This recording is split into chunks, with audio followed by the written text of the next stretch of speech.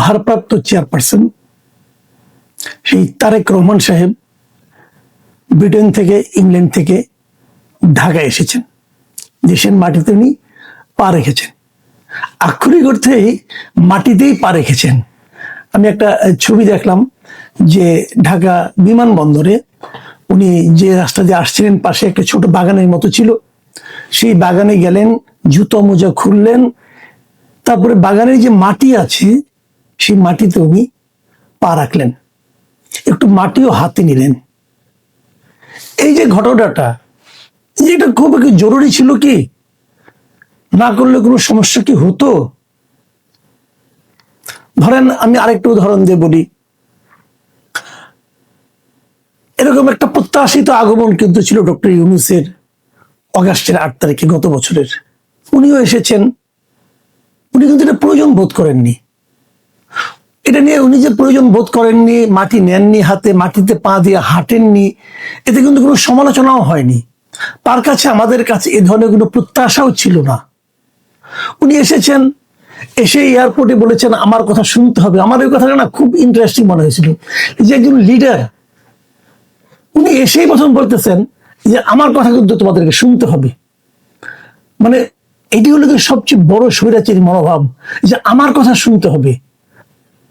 নেতার দৃষ্টিভঙ্গি হওয়া উচিত যে সবার কথা আমাকে শোনাতে হবে, তারপর সবার সঙ্গে বসে আমি সিদ্ধান্ত নেব।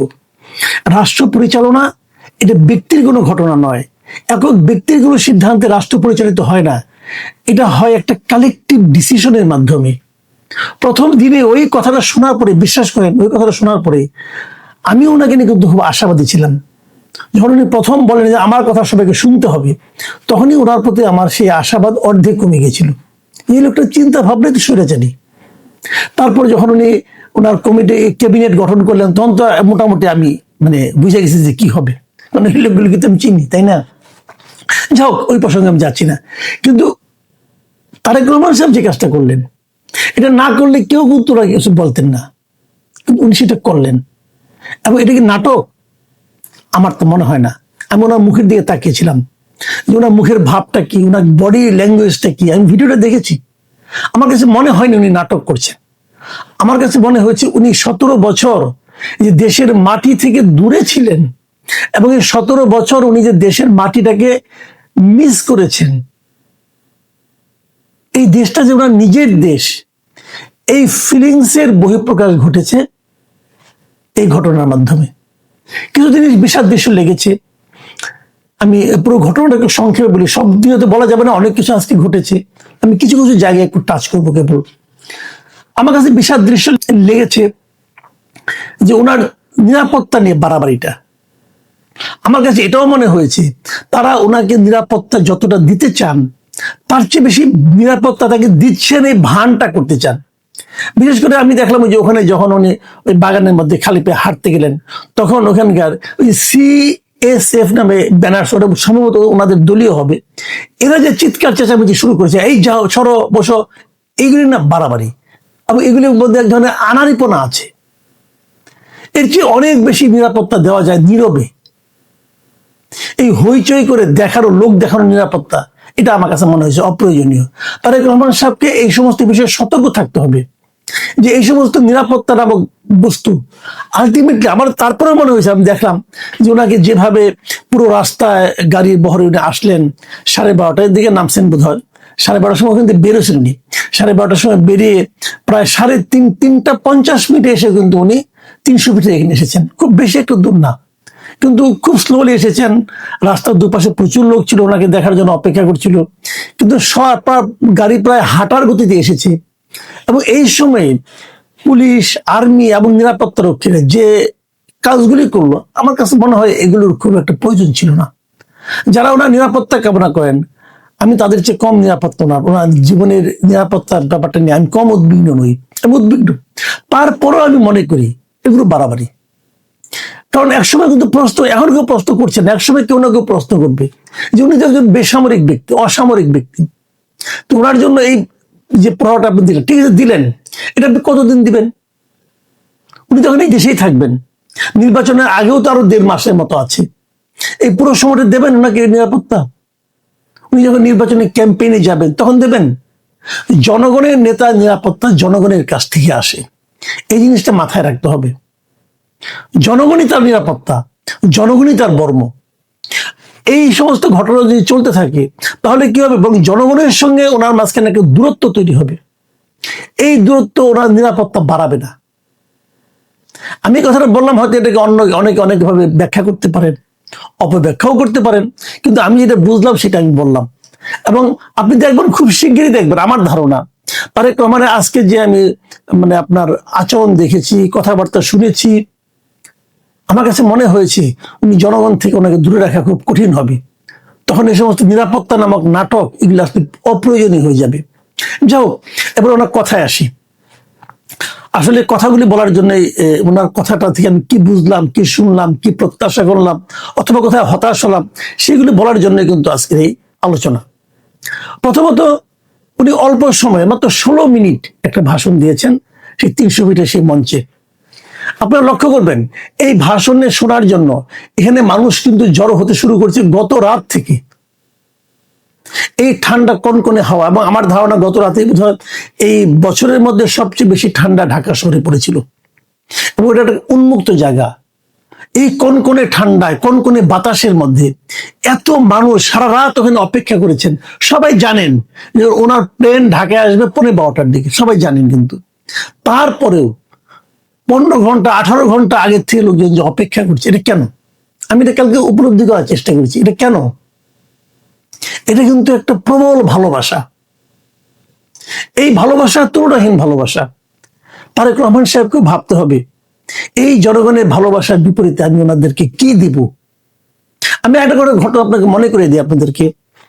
আপনাদের মনে আছে, হাসিনা সরকারের শেষ দিকে এসে 24-এর ইলেকশনের আগে যে আন্দোলনগুলি হচ্ছিল বিএনপির মাধ্যমে, প্রত্যেকটা বিভাগীয় শহরে বিএনপি মিটিং করেছে, এবং সেই মিটিং আমি এমনও খবর পেয়েছি, বরিশালে একটা মিটিং ছিল, আমি পরে নিউজ পড়েছি যে তারা যাতে সেই মিটিংগুলিতে লোক না আসতে পারে, এই জন্য ওই সময়কার সরকার ধর্মঘট ডেকেছে, পরিবহন ধর্মঘট। তার যে অনুগত যারা পরিবহন মালিক শ্রমিক ছিল, তারা ধর্মঘট ডেকে বসে আছে। মানুষ পায়ে হেঁটে 20-30 কিলোমিটার পার হয়ে এসেছে। কোথাও কোথাও নৌকা ছিল না, নৌকা লঞ্চ ধর্মঘট ছিল বরিশাল এলাকায়। তারা সাঁতরে নদী পার হয়ে সেই সমাবেশগুলোতে এসেছে। এই যে আশাটা, এই আশাটা কেন ছিল? তারা একটা প্রত্যাশা নিয়ে এসেছিল যে একটা স্বৈরাচারী সরকারের বিরুদ্ধে তারা প্রতিবাদ করেছিল, একটা অসহনীয় অবস্থা থেকে তারা মুক্তি চেয়েছিল। সেই মুক্তির আকাঙ্ক্ষা নিয়ে তারা কিন্তু এসেছিল। তারপর সেখানে একটা জনসভা হয়েছে।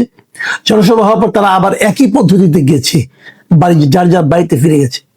ফিরে যাওয়ার পর একবার কি ভেবেছেন তাদের মনে কি চিন্তাটা কাজ করেছে? তারা কিন্তু ভেবেছে, এই যে কষ্ট করে যাচ্ছি, আমরা বোধহয় অনেক কিছু পাবো। তারপর তারা কি পেয়েছে? তারা কি কোনো দিক নির্দেশনা পেয়েছিল? না, তাও পায়নি। এই একই ঘটনা কিন্তু আমি এখানেও আশঙ্কা করি। এই যে মানুষ এসেছে তারেক রহমানকে দেখার জন্য, তারেক রহমানের কথা একটু শোনার জন্য, এটা কেন? তারা মনে করে এখন আমরা এমন একটা অসম্ভব কষ্টকর সময়ের মধ্যে আছি যেখান থেকে আমাদের মুক্তি চাই, এবং সেই মুক্তির দূত হিসেবে তারা ওনাকে কল্পনা করেছে, ওনাকে ভেবেছে। তারা ভেবেছে তারেক রহমান তাদেরকে সেই মুক্তিটা দিতে পারবে। এই যে ভাবনাটা, এই যে চিন্তাটা, এই চিন্তাটা যদি তারেক রহমান স্পর্শ করতে পারেন, এই চিন্তাটা যদি উনি অনুভব করতে পারেন, তাহলে কিন্তু উনি ওনার মাথার উপর বিশাল একটা বোঝা অনুভব করবেন। সেই বোঝা উনি কিভাবে বয়ে নেবেন, সেই বোঝা উনি কিভাবে কমাবেন, এটাই আমরা জানতে পারবো তার যে নিজস্ব চিন্তা ভাবনা এবং তার নিজস্ব যে কর্মকাণ্ড আগামী দিনের, সেখান থেকে। Tarique Rahman Martin Luther King এর মতো একটা কথা বলেছেন, ওনার নাম উল্লেখ করেছেন। উনি বলেছিলেন আই হ্যাভ এ ড্রিম, এবং উনি বলেছেন আই হ্যাভ এ প্ল্যান। তার মানে উনি কেবল নির্বাচনে জয়ী হয়ে ক্ষমতায় যেতে আসেন নাই, উনি সেই প্ল্যানটার কথা বলেছেন যে এই দেশটাকে নিয়ে, এই দেশের মানুষকে নিয়ে আমার একটা পরিকল্পনা আছে। পরিকল্পনাটা খোলাসা করেন নাই।